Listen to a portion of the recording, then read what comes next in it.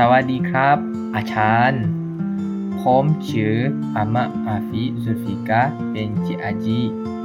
รัฐานักศึกษา H24A342ผมอายุ21ปีประเทศของผมคือประเทศมาเลเซีย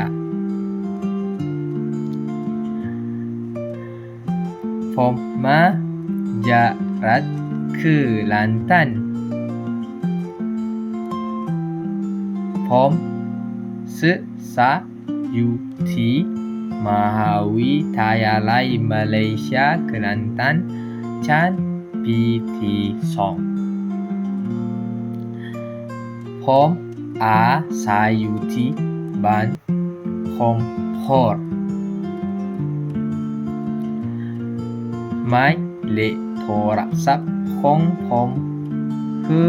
211114553225ขอบคุณครับ